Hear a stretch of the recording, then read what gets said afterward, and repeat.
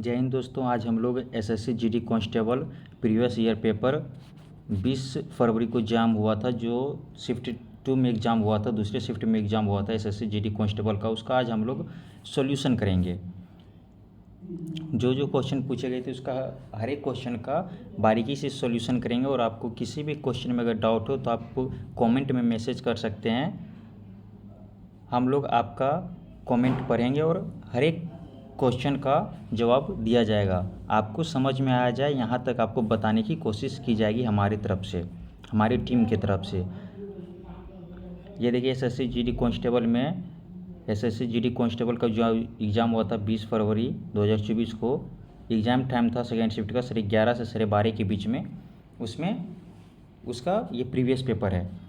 आप लोग को का एग्ज़ाम जो है वो 1 घंटे की होती है और 1 घंटे में टोटल 80 क्वेश्चन पूछा जाता है। 1 घंटे में टोटल 80 क्वेश्चन पूछा जाता है और हर एक क्वेश्चन 2 मार्क का होता है, यानी 160 नंबर का आपका एग्ज़ाम होता है। अब 160 में से जिसका अगर स्कोर 120 प्लस है वो इस पूरा सेफ स्कोर माना जाता है, वो पूरा सेफ स्कोर माना जाता है। तो आप लोग ऐसा प्रैक्टिस कीजिए जो कि 120 प्लस आपका नंबर आए और हमारे चैनल पे बने रहें। आपका हर एक सॉल्यूशन का डाउट सॉल्व किया जाएगा, हर एक सॉल्यूशन का डाउट सॉल्व किया जाएगा आप लोग को और शानदार तरीके से बताया जाएगा।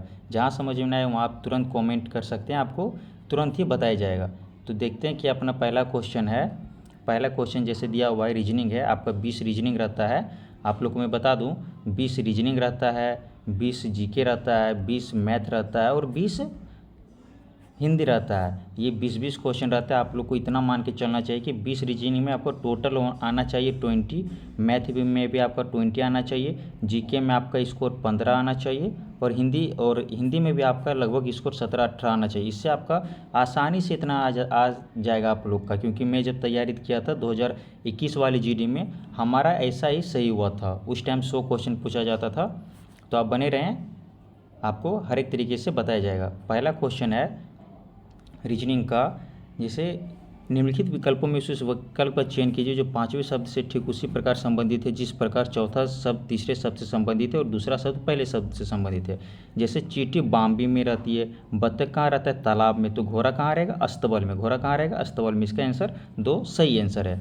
अगला क्वेश्चन है ए बी का पिता है, बी सी का भाई है, सी डी का पति है, डी ई की बहन है, ई एफ की माँ है, तो एफ जी की पत्नी है। तो परिवार में कुल कितने पुरुष हैं, हमें ये पूछ रहा है कि परिवार में कुल कितने पुरुष हैं। तो ए बी का पिता है, यानी ए किसका पिता है, बी का। ए किसका पिता है, बी का। अब अगला बोल रहा है कि बी सी का भाई है, यानी बी सी का भाई है, यानी बी किसका भाई है, सी का। अब सी डी का पति है। सी किसका पति है, डी का। सी किसका पति है, डी का। यानी अगर हम पुरुष को अगर हम प्लस से कोऑर्डिनेट करें और महिला को सी से कोऑर्डिनेट करें तो सी डी का पति है, यानी ये पुरुष हो गया और सी महिला होगी। ये भी पुरुष हो गया अपना और ये भी पुरुष है। आगे बोल रहा है ई एफ की माँ है, सॉरी डी ई की बहन है। आगे क्या बोल रहा है, डी ई की बहन है। डी किसकी बहन है, ई की। ये अपना ई क्या, ये महिला हो गई। आगे क्या बोल रहा है, ई एफ की माँ है। ई किसकी माँ है, एफ की। आगे क्या बोल रहा है, जी एफ की पत्नी है। जी किसकी पत्नी है, एफ की। यानी जी माइनस हो गया, ये महिला हो गया और ये पुरुष हो गया। तो अब बोल रहा है पुरुष कितना है, तो एक एफ पुरुष है अपना, एक ये डी पुरुष है, बी पुरुष है और ए पुरुष है। यानी 1 2 3 4 टोटल कितने पुरुष हैं, 4 पुरुष। टोटल कितने पुरुष हैं, 4। तो इसका आंसर हो गया 4 सही है। हम लोगों ने यहाँ पे प्लस को पुरुष को प्लस से कोऑर्डिनेट किया था और महिला को माइनस से कोऑर्डिनेट किया था। तो इसका आंसर 4 सही है। अगला क्वेश्चन देखें तो 3 नंबर में बोल रहा है निम्नलिखित प्रश्नों में से विकल्प में दिए गए उस आकृति का चयन कीजिए जो इसके स्थान पे आएगा, वाट के स्थान पे आएगा। तो यहाँ पे आप देख सकते हैं ये जो पंचभुज दिया हुआ है ये 2 स्थान आगे बढ़ रहा है। यानी एक यहाँ पे है, ये यहाँ पे, तो यहाँ ना छोड़ के यहाँ पे है, यानी 2 स्थान बढ़ रहा है। फिर यहाँ ये भी 2 स्थान बढ़ा, यहाँ से यहाँ 2 स्थान हो गया, यहाँ से यहाँ भी ये हो गया 2 स्थान हो गया। तो आपकी ये पंचभुज अपना कहाँ आना चाहिए, यहाँ पे। ये अपना कहाँ आना चाहिए, यहाँ पे अपना पंचभुज आना चाहिए। यहाँ पे अपना पंचभुज आना चाहिए। तो इसमें देखिए यहाँ पे तो है नहीं, यहाँ पे है ये पंचभुज अपना, यहाँ ये गलत हो गया। ये पंचभुज यहाँ पे है, लेकिन आप एक चीज़ और कोऑर्डिनेट कीजिए तो ये तीर का निशान ऐसे बाहरी की ओर है, एक ये साइड में है तो एक अपोजिट साइड में, एक राइट में एक अपोजिट में, तो ये तो होगा नहीं, ये भी अपना गलत हो गया। आगे आप देखिएगा तो ये पंचभुज यहाँ पे है और कोऑर्डिनेट भी एक इधर है एक ऐसा है, तो ये इसका सही आंसर है। अब चौथा नंबर क्वेश्चन देखते हैं। चौथा नंबर में बोल रहा है दिए गए विकल्पों में से उस आकृति का चयन कीजिए जो दी गई श्रृंखला में वाट के स्थान पर, यानी यहाँ पे आएगी। 3 नंबर 4 नंबर अपना सेम जैसा ही है। यहाँ पे आप देखिएगा त्रिभुज का स्थान एक स्थान बढ़ रहा है, एक बार एक बढ़ता है, अगली बार 2 स्थान बढ़ता है। जैसे कि यहाँ पे त्रिभुज था तो यहाँ पे आ गया, यानी ये 1 स्थान बढ़ा। अब यहाँ ना छोड़ के यहाँ पे आ गया, यानी 2 स्थान बढ़ा। अब की फिर यहाँ 3 स्थान बढ़ा, तो अब की यहाँ पे कितना स्थान बढ़ेगा, 4, यानी 1 2 3 4। अब की त्रिभुज हमारा कहाँ आएगा, यहाँ पे त्रिभुज आएगा हमारा। जैसे ये है तो यहाँ पे अपना त्रिभुज आएगा। अब ये गोल वाला जो सर्किल है ये एक स्थान बढ़ रहा है, तो ये गोल वाला यहाँ पे है, तो ये गोल वाला कहाँ पे आएगा, अपना यहाँ आएगा। और ये ऊपर जो स्टार है एक लेफ्ट साइड जाता है एक राइट साइड आता है, एक लेफ्ट साइड जाता है एक बार राइट साइड आता है, यानी ये यहाँ पे यहाँ हो गया, ये लेफ्ट हो गया, ये राइट हो गया। तो आपके यहाँ पे ये यहाँ आएगा, ये स्टार का यहाँ पे आएगा। तो ये ऑप्शन जिसमें है वो सही, यानी कि ये सही है आपका, 2 नंबर सही है। 5 नंबर देखें तो बोल रहा है यदि 40A 18B 40A 10B 8C 15 बराबर 65 और ये दिया हुआ है 70, तो 7A 9B 3C 8 का वैल्यू हमसे पूछ रहा है। यहाँ पे आप A B C की जगह कुछ भी कोऑर्डिनेट कर सकते हैं, जैसे A की जगह आप डिवाइड रख सकते हैं, B की जगह गुना रख सकते हैं, C की जगह प्लस माइनस, सब कुछ भी रख सकते हैं। तो पहले समीकरण में हम डाल के देखते हैं कि ये हमारा सही हो रहा है या गलत हो रहा है। यानी 40 और A की जगह अगर हम गुना मान लेते हैं 10 और B की जगह हम डिवाइड मान लेते हैं 8 और C की जगह हम अगर प्लस मान लेते हैं 15, देखते हैं हमारा 65 आता है कि नहीं। तो ये भागा में तो ये अपना नीचे आ जाएगा 8, यहाँ से यहाँ चला गया 8 45 बार में आ गया। 5 को 10 से करेंगे हो गया 50 और प्लस ये तो अपना यहाँ आ गया था ना 50 प्लस 15 बराबर कितना आ गया 65। यानी ये हमारा कोऑर्डिनेट बैठ रहा है, यानी ए के जगह पे ए का वैल्यू हम रखेंगे गुना, बी के वैल्यू बी के बराबर बी की जगह हम रखेंगे डिवाइड और सी की जगह हम लोग रखेंगे प्लस। तो ये हमारा समीकरण सही होगा।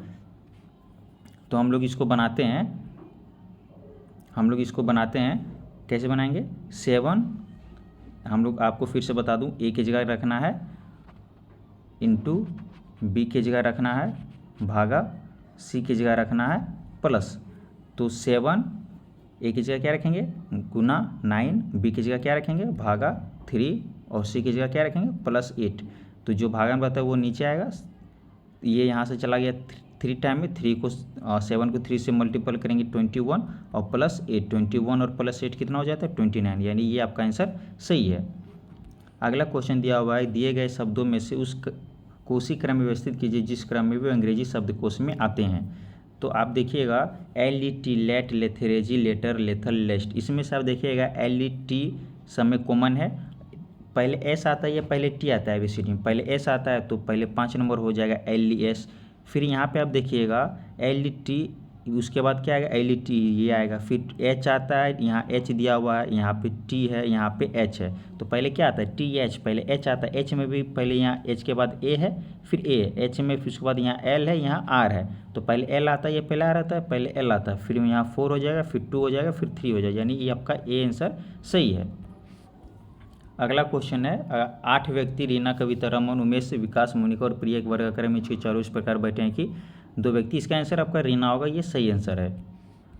8 नंबर है निम्नलिखित में से अक्षरों का कौन सा समूह क्रमबद्ध रूप से बाईं से दाईं और रखे जाने पर नीचे दी गई श्रृंखला को पूरा करेगा।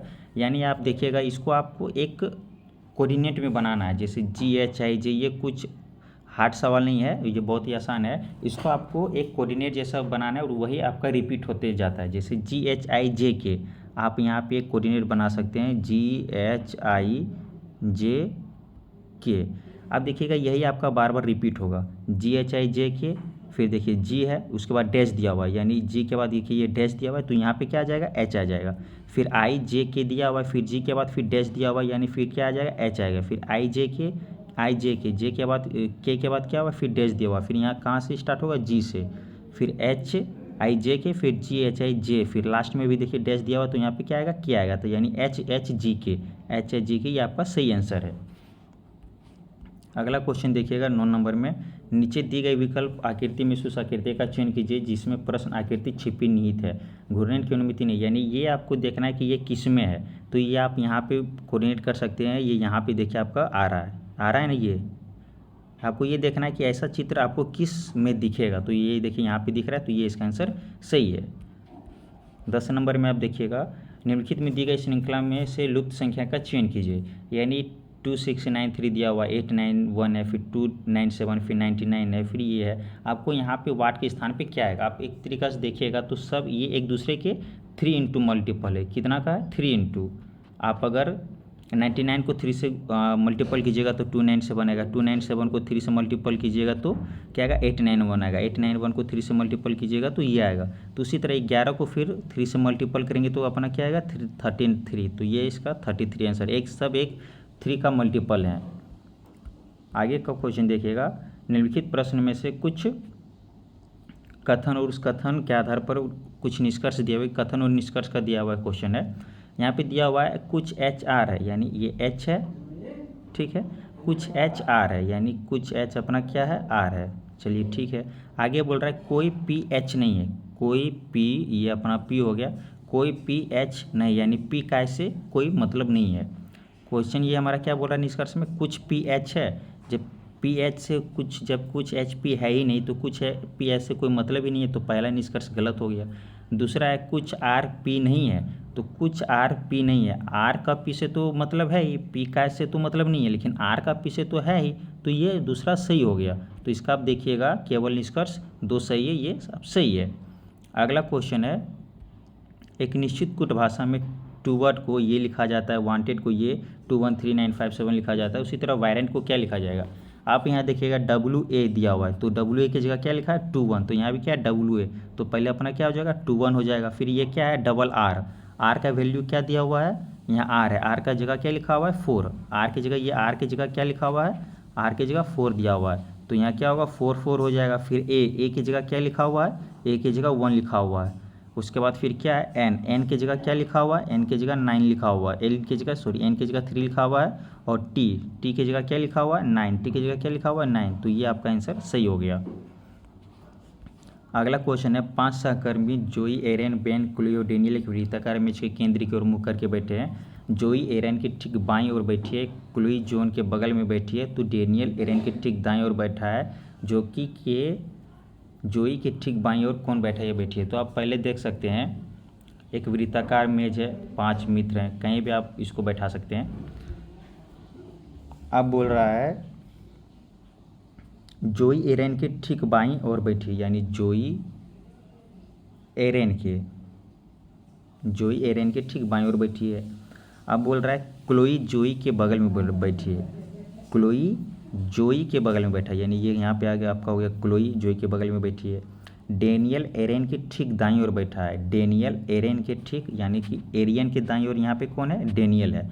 अब कौन बोल रहा है जोई के ठीक बाईं ओर कौन बैठी है, जोई, ये अपना ये जोई है, जोई के ठीक बाईं ओर कौन है, क्लोई है, ये क्लोई है, ये इसका सही आंसर हो गया। आगे क्वेश्चन में दिया गया नीचे एक श्रृंखला में दी गई जिसमें एक पद लुप्त है, दिए गए विकल्पों में उस विकल्प का चयन कीजिए जो श्रृंखला को पूरा करेगा। यहाँ पे देखिए N है, M है, L है, K, यानी एक एक संख्या घट रहा है, तो K में फिर एक घटाएंगे तो क्या आ जाएगा, J आ जाएगा। फिर R है, फिर क्या है, Q है, P है, O है, यानी यहाँ भी एक एक संख्या घट रहा है, तो के पहले क्या आ जाएगा, N आ जाएगा, यानी इसका ये सही आंसर है। यहाँ पे आप देखिएगा क्या है, नीचे दिए गए समीकरण में से कौन से 2 चिन्ह और 2 संख्याओं को आपस में बदलने पर निम्नलिखित समीकरण से होगा। यहाँ पे 2 चिन्ह भी आपको बदलना है और 2 संख्या भी आपको बदलना है।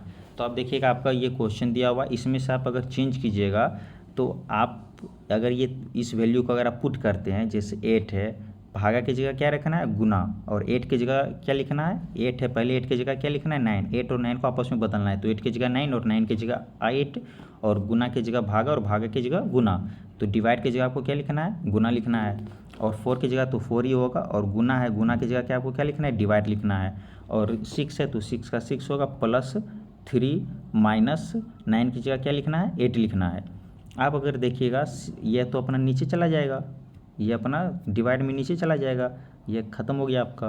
अब ये देखिएगा, ये 2 टाइम में, ये 3 टाइम में, ये 3 से 3 चला गया, 3 से 9 चला गया 3 टाइम में, यानी 3 को 2 से मल्टीपल करेंगे क्या होगा 6 और प्लस 3 माइनस 8, 6 और 3 9, 9 में से 8 गया तो 1, 9 में से 8 गया तो क्या आ गया 1, यानी ये आपका सही आंसर है, ये 1 आ रहा है, ये इसका सही वैल्यू है। अगला क्वेश्चन में अगर आप देखिएगा, दिए गए पासों को मोड़ने में से अक्षर n के विपरीत कौन सा अक्षर होगा। मैं कल की क्लास में भी आपको बताया था कि हर एक 2 संख्या के बाद तीसरा संख्या उसका उल्टा होता है, यानी पहला दूसरा, यानी j का h का उल्टा क्या हो जाएगा h का उल्टा क्या हो जाएगा i, j का क्या हो जाएगा n, j का क्या होगा n, और r का क्या होगा उल्टा p। तो हमसे किसका पूछा n का क्या हो जाएगा j।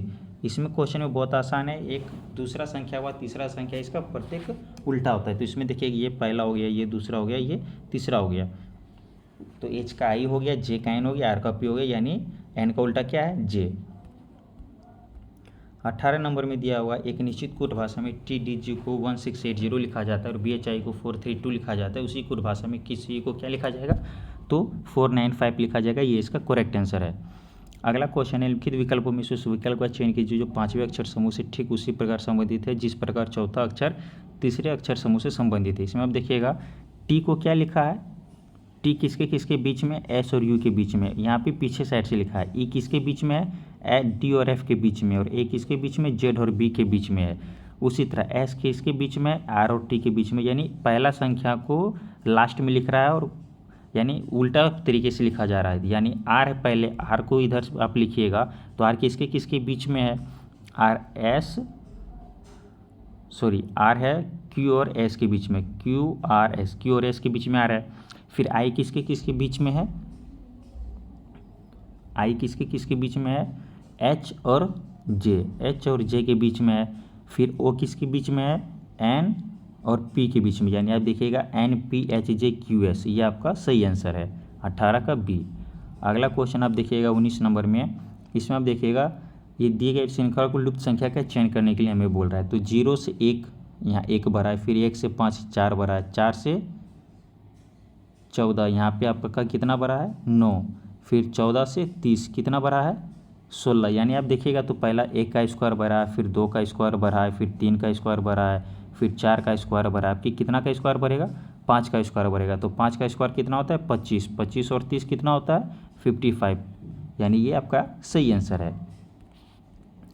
इसमें दिया गया है नीचे दी गई विकल्प आकृति में उस आकृति का चयन कीजिए जो प्रश्न में छिपी हुई है, यानी आपको देखना है ये आकृति किस में छिपा हुआ है, ये आकृति किस में छिपा हुआ है।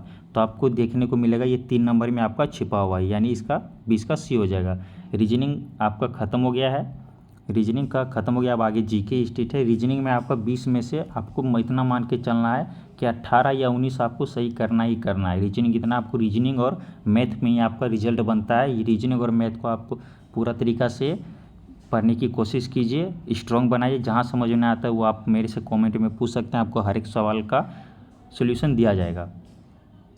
आगे जीके का क्वेश्चन है, जीके को सॉल्व करते हैं। सरकार को सलाह देने के लिए नीति आयोग नामक एक डैश की स्थापना की। सरकार को सलाह देने के लिए कौन होगा, नीति आयोग का स्थापना, तो नीति विचारक ही होगा, जो विचार करेगा वही उसको सलाह देगा। इसका आप नहीं पढ़े हुए रहेंगे तो फिर भी आप इसका कॉमन सेंस से बना सकते हैं। नीति आयोग को सलाह देने के लिए तो नीति विचारक समूह इसका सही आंसर हो सकता है।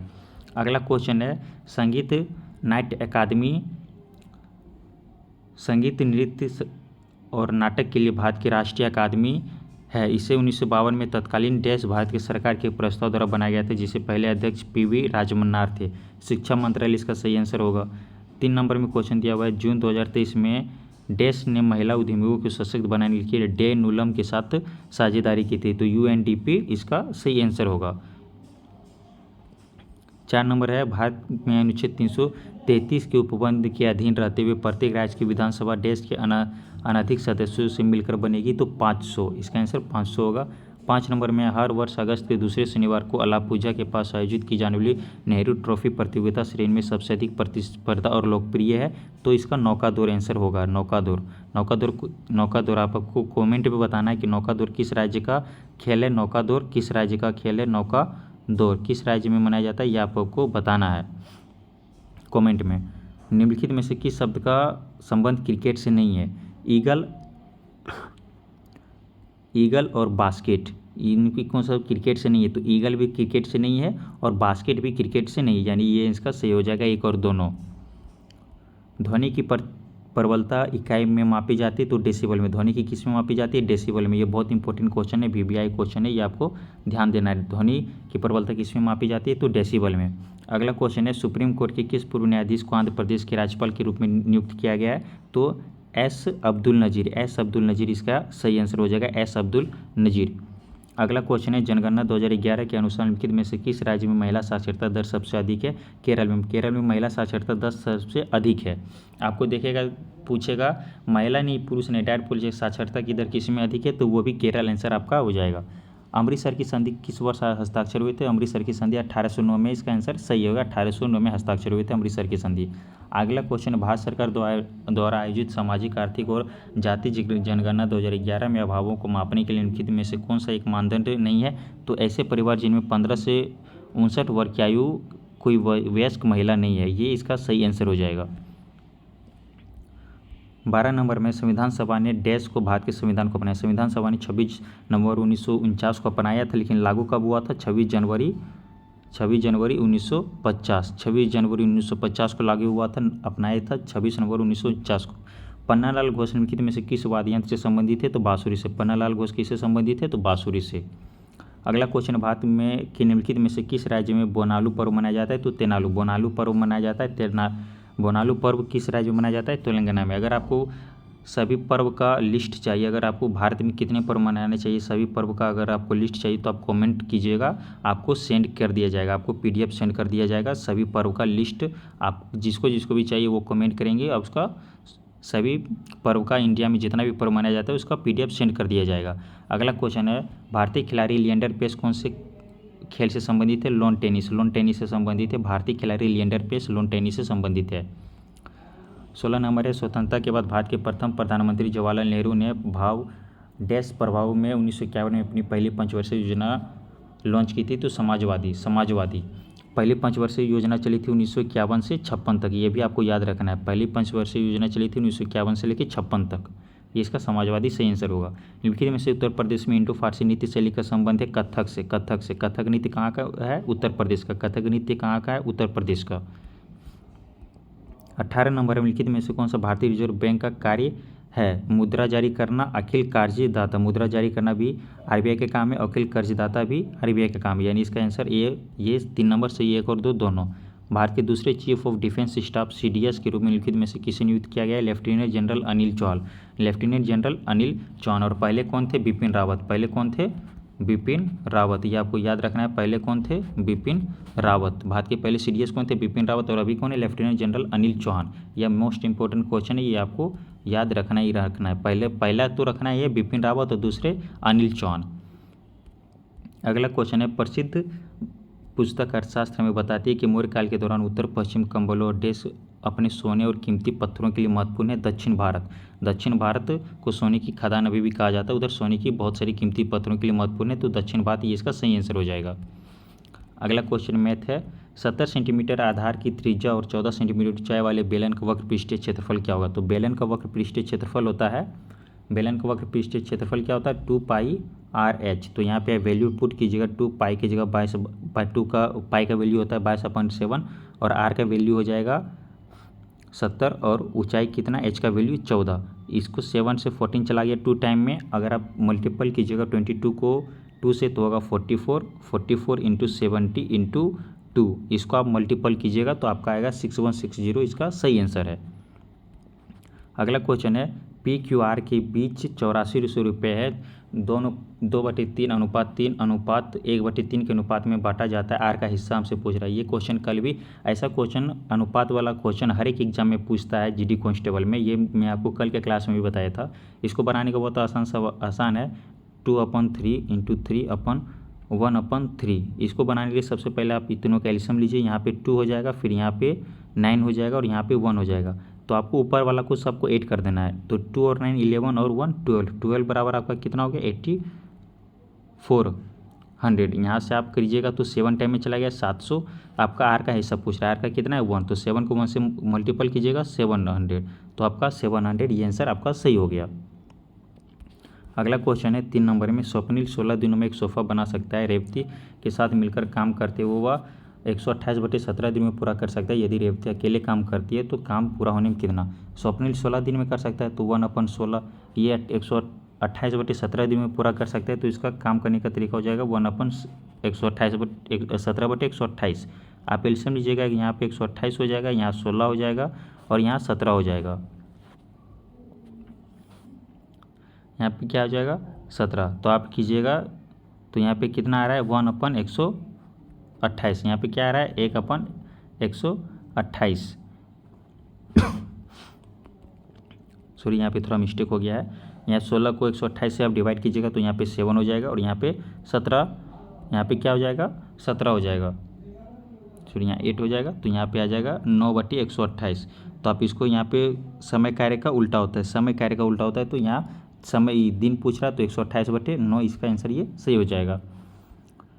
4 नंबर बोल रहा है यदि 72 जिल्दसाज 720 पुस्तकें की जिल्दबंदी 22 दिनों में कर सकते हैं और तो 12 दिनों में 660 पुस्तकों की जिल्दबंदी करने के लिए कितने जिल्दसाजों की आवश्यकता होगी? तो इसको करना कुछ नहीं है, 72 इंटू 22 दिनों में कितना हो रहा है? 720। उसी तरह यहाँ पे करना है 12 दिनों में x जल्द भेदों की संख्या नहीं पता है तो x मान सकते हैं। ये अपना चला गया 11 टाइम में, ये चला गया 12 टाइम में। अब यहाँ से यहाँ चला गया अपना 12 का 72 टाइम में, 6 टाइम में चला गया, 6 से ये चला गया 2 टाइम में, यहाँ से ये चला गया 11 टाइम में। अब 11 को 11 से मल्टीपल करेंगे कितना हो गया? 121। तो इसका 121 आंसर सही है। अगला क्वेश्चन है एक व्यापारी अपने समाज के क्रय मूल्य से 50% अधिक पर अंकित करता है तो 20% की छूट देता है तो छूट देने के बाद व्यापारी को कितने प्रतिशत का लाभ होता है? मान लीजिए उसके पास 100 रुपये का कोई मूल्य 50% अधिक करता है तो 150 रुपया भी मूल्य हो गया। 20% की छूट देता है यानी वो 80% हमसे ले रहा है तो ये 3 टाइम में हो गया, ये अपना 2 टाइम में हो गया। यहाँ से यहाँ हो गया 40 टाइम में, 40 को 3 से मल्टीपल करेंगे तो 120, यानी ये कितना ज़्यादा ले रहा है? 20%। 100 से कितना? 20%। तो ये इसका 20% सही आंसर हो गया। अगला क्वेश्चन है 0.1 का स्क्वायर कीजिएगा तो आपका आएगा 0.01 और 0.01 का स्क्वायर कीजिएगा तो आपका आएगा 0.001। ये दोनों को प्लस कीजिएगा आप तो आएगा 0.0101। ये इसका सही आंसर है। 11 नंबर बोल रहा है एक वस्तु का अंकित मूल्य उसके क्रय मूल्य से 60% अधिक है, उस वस्तु पर 20% की छूट दी जाती है तो लाभ प्रतिशत बताइए। तो वही क्वेश्चन जो अभी मैं आपको बताया था, अभी क्वेश्चन जो मैं बताया 5 नंबर, सेम उसी तरह ये क्वेश्चन है, सेम उसी तरह ये क्वेश्चन है 7 नंबर। उसको ये भी उसी तरह बनेगा कि 100 रुपये, मान लिया हमारे के पास 100 रुपया 160 रुपया 60% अधिक अंकित करता है। 160 रुपया उसने लिख दिया, 20% की छूट देता है यानी 80% वो हमसे ले रहा है। ये जीरो चला गया, ये जीरो चला गया तो सॉरी आपको मैं फिर से बता देता हूँ, 1 0 चला गया, 1 0 चला गया तो 16 को 8 से मल्टीपल करेंगे कितना आ गया? 128, यानी 100 से ये कितना अधिक है? 28, तो इसका 28% हो जाएगा आंसर। अगला क्वेश्चन है 9,000 रुपये 80% की वार्षिक दर से चक्रवृद्धि ब्याज और अर्धवार्षिक रूप से संयोजित पर उधार दिए जाते हैं तो 12 महीने का चक्रवृद्धि ब्याज बताइए। तो 9,000 है 80% की वार्षिक दर से, यहाँ पे देखिए अर्धवार्षिक बोले तो 80% 1 साल में ले रहा है तो अर्धवार्षिक मतलब होता है 6 महीने, अर्धवार्षिक मतलब 6 महीने, तो 6 महीने में तो वो 40% ही लेगा। 6 महीने में वो कितना लेगा? 40%। तो आप इसको ऐसे भी बना सकते हैं 140/100 इंटू 140/100। ये जीरो चला गया, ये जीरो चला गया, ये जीरो और ये 2 जीरो चला गया। आप 14 को 14 से मल्टीपल कीजिएगा तो 196 होगा, 196 को आप 9 से मल्टीपल कीजिएगा तो इसको मैं आपको सीधे से इसको इतना नहीं करना है, आपको सीधी मैं आपको बता देता हूँ इसको कैसे बनाना है। अगर देखिएगा तो दिए 12 महीने का दिया जाता है तो 40 2 वर्ष में लेता है तो 40 इंटू 40 प्लस 40 इंटू 40/100। ये चला गया, यहाँ से ये चला गया 40 80 और 4 इंटू 4 16, तो यहाँ कितना हो गया? 96। पहले ये कितना आ रहा है? 96, तो 9,000 इंटू 96। ये जीरो चला गया, 96 को 9 से मल्टीपल कीजिएगा तो 8640 आंसर आएगा। 8640 आपका सही आंसर आएगा। अगला क्वेश्चन है 9 नंबर है किसी धनराशि पर 5 वर्षों के लिए प्राप्त साधारण ब्याज उस धनराशि का 2/5 हो जाता है। मान लीजिए 100 रुपया है, इसका 2/5 कितना हो जाएगा? 5 से चला गया 20 बार में 40, 5 वर्ष में कितना हो रहा है 40, तो 1 वर्ष में कितना होगा 8%, 8% की ब्याज से। सही आंसर 8 इसका आंसर हो जाएगा। 5 संख्या का औसत 32 है, यानी 5 को 32 से मल्टीपल कीजिएगा 160 आ जाएगा।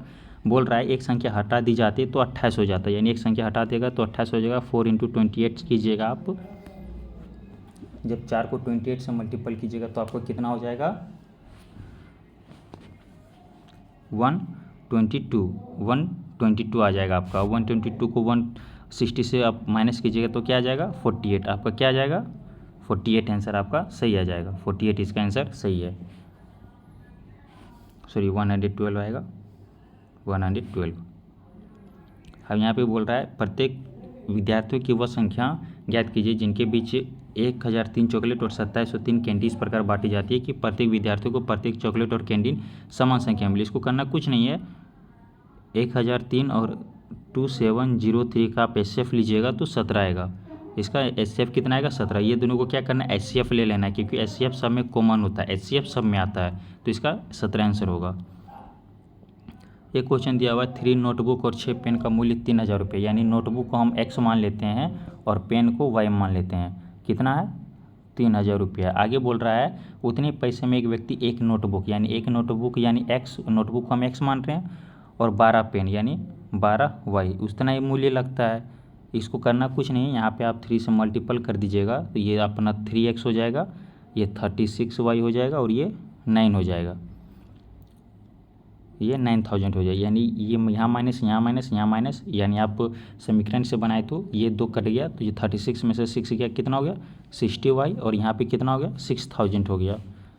ये 0 से चला जाएगा 100/1 यानी y बराबर कितना आ रहा है 100, y बराबर कितना आ रहा है 100, यानी y किसका वैल्यू है पेन का।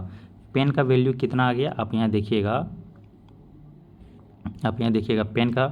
पेन का वैल्यू आ गया 100, पेन का वैल्यू कितना आ गया 100 और फिर नोटबुक का फिर वैल्यू क्या आएगा, अपना समीकरण क्या था 3x प्लस 3x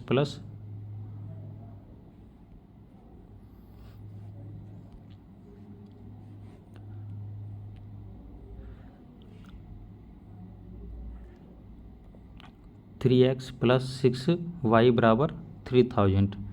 तो अपना क्या है 3x प्लस पेन का वैल्यू अपना कितना था 100 बराबर 3000, यानी 3x प्लस 600 बराबर 3000, यानी ये क्या आ जाएगा 3x बराबर 3000 में से ये घट जाएगा तो ये कितना हो जाएगा 2400, यहाँ से ये चला गया 800, यानी एक नोटबुक का वैल्यू आया 800 और एक पेन का वैल्यू आया 600। एक पेन का वैल्यू कितना आया 600, एक नोटबुक का वैल्यू आया 800 और एक पेन का वैल्यू आया 100। अब क्या बोल रहा है यदि राजू 15 पेन खरीदना चाहता है तो उसे कितना भुगतान करना पड़ेगा। एक पेन का वैल्यू आया 100, 15 पेन का वैल्यू आ जाएगा। इस क्वेश्चन को 12 नंबर क्वेश्चन को मैं फिर से बताता हूँ। ये क्वेश्चन में बोल रहा है 3 नोटबुक यानी 3x प्लस नोटबुक को x मानते हैं, पेन 6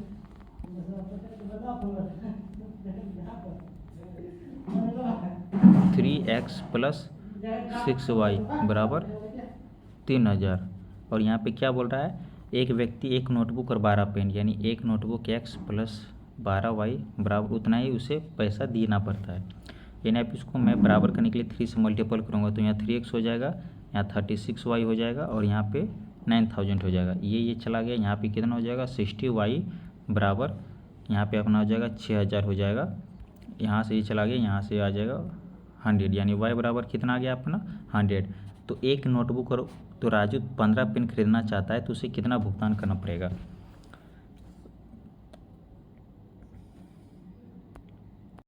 सॉरी यहाँ पे गलती हो रहा है अपना, यहाँ पे अपना लोग माइनस कर रहे थे। 36 में से 6 जाएगा क्या होगा 30y हो जाएगा और यहाँ पे क्या आ जाएगा 6000 आ जाएगा। यहाँ से ये चला गया 0, ये चला गया 200, यानी y बराबर आ गया 200 और ये कितना है 15 पेन खरीदता है यानी 15 × 200 कितना आ गया अपना 3000, यानी ये इसका आंसर 3000 सही हो जाएगा। अगला क्वेश्चन है यदि 6 पेन का क्रय मूल्य 5 पेन के विक्रय मूल्य के समान है तो लाभ या हानि प्रतिशत बताइए। तो कितना का 6 पेन का 5 पेन के विक्रय मूल्य के बराबर, यानी एक का फ़ायदा हो रहा है किस पे हो रहा है, 5 पे हो रहा है। तो 1/5 इंटू 100 यानी 20%, यानी इसका 20% लाभ हमें हो रहा है। 32 से पहले सभी आभाज्य संख्या का औसत कितना होगा। तो 32 से पहले अगर सभी आभाज्य संख्या आप देखिएगा तो कौन कौन है, 2 है, 3 है, 5 है, 7 है, 11 है, 13, 17, 19, 23, 29 और 31, ये अपना अभाज्य संख्या। एक अभाज्य संख्या नहीं है क्योंकि एक सब में आता है, अभाज्य संख्या अपना 2 से स्टार्ट होता है। अब ये हमारा कितना संख्या हो गया, 1 2 3 4 5 6 7 8 9 10 11 टोटल हमारा अभाज्य संख्या। अब अभाज्य संख्या निकालते हैं, सबको ऐड करेंगे और 11 से डिवाइड करेंगे। सबको ऐड कीजिएगा तो आपका कितना आ जाएगा, सबको अगर आप ऐड कीजिएगा तो आपका आ जाएगा 160। 160 को आप 11 से डिवाइड कीजिएगा तो आपका आएगा 14.54, यानी आपका 14.54 आंसर सही है। 15 नंबर है, दो संख्याओं का गुणनफल 720 है और उसका महत्तम समावर्तक 4 है, तो इन संख्या को लघुत्तम। ये ऐसा करने के लिए कुछ नहीं करना पड़ता है, 4 को आप 720 में अगर आप 4 को डिवाइड दे दीजिएगा, जो आएगा आपका वही आंसर हो जाएगा, यानी 180 आपका आंसर सही है। अगला क्वेश्चन है, एक गोले की त्रिज्या 50% की वृद्धि की जाती है तो गोले के आयतन में कितनी प्रतिशत की वृद्धि होगी। गोले का आयतन हमारा क्या होता है, 1/3 पाई, गोले का आयतन हमारा क्या होता है 1/3 पाई आर क्यू, यही होता है, यानी त्रिज्या का क्या होता है आर क्यू होता है। उसी तरह हमको यहाँ पे क्या करना है, 50 प्लस 50 प्लस 50 इंटू 50/100, ये जीरो ये जीरो ये जीरो ये जीरो चला गया, 50 50 100 प्लस 25 25, यहाँ कितना आ रहा है 50, ये तो 2 टाइम हुआ लेकिन करना है कितना 3 टाइम क्योंकि ये आर क्यू होता है।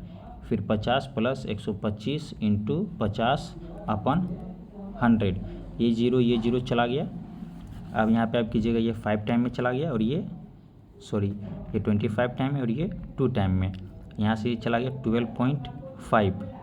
अब ये हो गया 125 और 150 कितना हो गया, 125 और 150 हो गया आपका 175। 175 में अगर आप 62.5 को ऐड कीजिएगा तो आपका क्या आ जाएगा 237.5, यानी 237.5, ये इसका सही आंसर है। अगला क्वेश्चन है, 384 मीटर लंबी रेलगाड़ी एक बिजली के खंभे को 12 सेकंड में पार करती है, तो विपरीत दिशा में यात्रा कर रही समान लंबाई की दूसरी रेलगाड़ी को 12 सेकंड में पार करती है, तो दूसरी रेलगाड़ी की चाल क्या है। यानी इसको भी 12 सेकंड में पार रहा है, खुद की लंबाई को 12 सेकंड में पार कर रहा है और दूसरी गाड़ी की रेलगाड़ी को भी 12 सेकंड की लंबाई में पार कर रहा है, तो दूसरी रेलगाड़ी की चाल हमसे पूछ रहा है। तो करना कुछ नहीं, 384 को 12 से भागा दे देना है, कितना आएगा 32, तो 32 इसका सही आंसर है। अगर आपको किलोमीटर प्रति घंटा में पूछता तो आप क्या करते, 18/5 से आप मल्टीपल कर दीजिए, जो आता आपका वही आंसर हो जाता। लेकिन हमसे मीटर प्रति सेकंड में पूछ रहा है तो डायरेक्ट इतना कुछ करने की ज़रूरत नहीं है। अब यहाँ क्वेश्चन बोल रहा है, यदि x का 45% ठीक है, y का 15% के बराबर है, तो ये चला गया, ये 3 टाइम में, ये 1 टाइम में, तो 3x बराबर y, तो x बराबर 1 हो गया और y बराबर क्या हो गया 3 हो गया, तो x और y का वैल्यू पूछ रहा है, तो 1/3 ये इसका सही आंसर है। अगला क्वेश्चन बोल रहा है, एक मेज का विक्रय मूल्य 6875 है, यदि लाभ 25% है तो मेज का क्रय मूल्य, लाभ कितना 6875 रुपये, कितना का लाभ हो रहा है 25% का लाभ हो रहा है। ये 4 टाइम में हो गया, ये 5 टाइम में हो गया। यहाँ से आप इसको डिवाइड कीजिएगा, तो क्या आ जाएगा 1, और यहाँ पे हो गया 18 3 टाइम में, फिर यहाँ 7 फिर 5, 1375 को आप 4 से मल्टीपल कीजिएगा तो 5500 आंसर आपका आएगा। यहाँ बोल रहा है, यदि किसी संख्या की 20%, यदि किसी संख्या, तो संख्या नहीं मान ली तो x को हम मान लेते हैं 20% का 25% 250 के बराबर है। अब उस संख्या का 35%, तो 20% का 25% 250 के बराबर है। ये अपना चला गया 4 टाइम में, ये चला गया 5 टाइम में, यानी 5 को 4 से गुना कीजिए 20 को 25 से मल्टीपल कीजिएगा तो 5000। अब 5000 का क्या पूछ रहा है 35%, ये 2 जीरो चला गया, 35 को आप 5 से गुना कीजिएगा तो क्या आएगा 1750, आंसर इसका सही है। अब मैथ आपका ख़त्म हो गया। अब जिन बच्चों का इंग्लिश है वो इंग्लिश आप मिलाएंगे, जिनका हिंदी है वो हिंदी आप देखेंगे। तो हम लोग हिंदी मीडियम वाले हैं तो अपना लोग हिंदी स्टार्ट करते हैं, इंग्लिश को स्किप करते हैं, और जो बच्चे इंग्लिश वाले हैं वो इंग्लिश बोलेंगे तो उनका इंग्लिश का भी क्वेश्चन सोल्व किया जाएगा। फिलहाल अभी हिंदी देखते हैं। हिंदी में बोल रहा है निम्नलिखित प्रश्नों में 4 विकल्प में से उस विकल्प को चयन करें जो रिक्त स्थान के लिए सही पुल्लिंग रूप वाला है। तो मैं किसी काम से बाहर जा रहा हूँ, डैश को वापस आऊँगा, तो परसों को वापस आऊँगा नहीं, ये सोमवार को वापस आऊँगा, ये इसका करेक्ट आंसर हो जाएगा। अगला क्वेश्चन है निम्नलिखित प्रश्न में से 4 विकल्प में से उस विकल्प का चयन करें जो कोष्ठक में दिए गए शब्द के तद्भव का सही विकल्प है। तो उनके अवगुण नहीं होता, अवगुण होता है, ये इसका तत्सम तद्भव क्या हो जाएगा, अवगुण, ये सही आंसर है। ये क्वेश्चन क्या बोल रहा है, मुहावरे का अर्थ सब्स्टिट्यूट बोल रहा है। मुहावरा हमसे पूछ रहा है, तो ना क्वेश्चन पढ़ने की जरूरत नहीं है। अगर आपको एग्जाम में 1 घंटे में 80 क्वेश्चन बनाना है तो आप क्वेश्चन आप मेन चीज़ पढ़िए कि आपसे क्वेश्चन पूछ क्या रहा है। मुहावरा बोल रहा है तो ठिकाना नहीं रहना, यानी कहीं जगह ना मिलना, इसका ऐसे डायरेक्ट ऐसे बनाना है। पूरा क्वेश्चन पढ़ने की जरूरत नहीं है, डायरेक्ट मेन चीज़ पढ़िए। मुहावरा पूछ रहा है तो ठिकाना नहीं रहना, कहीं जगह ना मिलना, इसका सही आंसर हो जाएगा।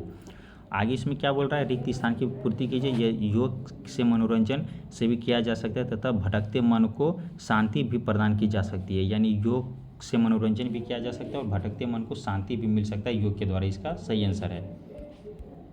5 में हमें क्या बोल रहा है, यहाँ भी सीधा बोली देखिए, आप मुहावरा आपसे पूछ रहा है तो करना कैसे, उल्लू सीधा करना या नहीं स्वार्थ सिद्ध करना, इसका सही आंसर हो जाएगा। 6 नंबर में बोल रहा है पर्यायवाची बोल रहा है, तो महिला का क्या होगा, स्त्री, महिला का स्त्री पर्यायवाची इसका होगा। दिए गए वाक्य का वह भाग ज्ञात करिए जिसमें कोई त्रुटि है। पुलिस ने चोर के भ्रम में आशीष को पकड़ लिया। चोर के भ्रम में ये गलत है, ये इसका गलत है, ये चोर के भ्रम में नहीं होगा। यहाँ पे क्या बोल रहा है, सही विकल्प का चयन करें जो वाक्यांशों के लिए एक शब्द का विकल्प है। जिसके हाथों में चक्र हो, चक्रपाणी, जिसके हाथों में चक्र हो उसे क्या कहते हैं, चक्रपाणी, इसका सही आंसर होगा। 9 नंबर में क्या बोल रहा है, इसमें बोल रहा है जो शब्द अशुद्धि है, यदि कोई गलती नहीं है तो कोई त्रुटि नहीं है का चुनाव कीजिए, यानी उसमें कोई गलती नहीं होना चाहिए। लोभी धन इसलिए इकट्ठा करता है जिसमें उससे किसी उस समय की कमी ना हो, परंतु उसे उसकी कमी हमेशा बनी रहती। लोभ इस धन इसलिए इकट्ठा करते हो जिसमें उससे, ये इसका सही आंसर है। अगला है दिए गए विकल्पों में रेखांकित शब्द के वर्तनी ज्ञात कीजिए। सड़कें चौड़ी होनी चाहिए, इस चौड़ी होगा, चौड़ी नहीं होगा, चौड़ी होगा। दिए गए वाक्य में निरर्थक शब्द ज्ञात कीजिए। तुम दोनों कब से खटर पटर कर रहे हो, अब चुप हो जाओ। खटर पटर ये इसका निरर्थक शब्द है। आगे बोलिएगा, देखिएगा, दिए गए पर्यायवाची शब्द ज्ञात कीजिए। उल्लास का क्या होगा, आनंद, उल्लास का पर्यायवाची क्या होगा, आनंद। क्या है, हमें ढीलापन से काम करना चाहिए, विलोम हो गया। ढीलेपन का क्या होगा, स्फूर्ति, स्फूर्ति। ढीलेपन का क्या होता है, विलोम, स्फूर्ति। 14 नंबर में इस प्रकार राम सीता की खोज में डैश वन के अंदर आगे भटकते रहे। सघन होगा, जटिल नहीं कठिन है, सघन वन होता है। 15 नंबर में क्या बोल रहा है, बाल श्रम के बच्चों द्वारा डैश के लिए सभी भी प्रकार के कार्य को करने से रूप में परिभाषित किया जाता है। रोजगार, बाल श्रम के रोजगार के लिए किसी भी प्रकार रोजगार उसको नहीं करना होता है। बाल श्रम कितना होता है, 16 से 14 वर्ष तक। अगला क्वेश्चन हमें दिया हुआ है, गद्यांश से दिया हुआ है, इसे पढ़ना है और बनाना है। जैसे दिया हुआ, भारत त्योहारों का देश है, इसलिए यहाँ प्रत्येक दिन एक त्यौहार के रूप में मनाया जाता है, एक त्यौहार के रूप में मनाया जाता है, इसका सही आंसर है। 17 नंबर क्वेश्चन हमारा बोल रहा है, होली का त्यौहार भारत के साथ साथ Nepal, Bangladesh, America, Australia, Canada जैसे कई देशों में भी प्रसिद्ध है, ये इसका डायरेक्ट आंसर हो जाएगा। इसको पढ़ने की भी नहीं, प्रसिद्ध है, ये इसका सही आंसर हो जाएगा। अगला क्वेश्चन है, वर्तमान में अन्य धर्मों को मानने वाले लोग भी इस त्यौहार को बड़ी धूमधाम से मनाते हैं, ये इसका सही आंसर हो जाएगा। 19 नंबर में क्या बोल रहा है हमारा, चारों ओर रंग बिरंगे फूल बिखरे कर बसंत ऋतु खुशियाँ लौटाती है, खुशियाँ लौटाती है, इसका सही आंसर हो जाएगा। लास्ट क्वेश्चन हमारा है, इसलिए होली को सौहार्द का त्यौहार भी मनाया जाता है, ये इसका सही होगा। परम बर्बादी तो हो नहीं सकता, स्वार्थ तो हो नहीं सकता, परमार्थ तो हो नहीं सकता, सौहार्द, इसका सही आंसर हो जाएगा। अगर आपको इस सीट में कहीं भी अगर आपको गलती लगा हो, कहीं भी अगर आपको समझने में दिक्कत हुआ हो, आप कमेंट कीजिएगा, आपको उसका सोल्यूशन दिया जाएगा। जय हिंद दोस्तों, धन्यवाद।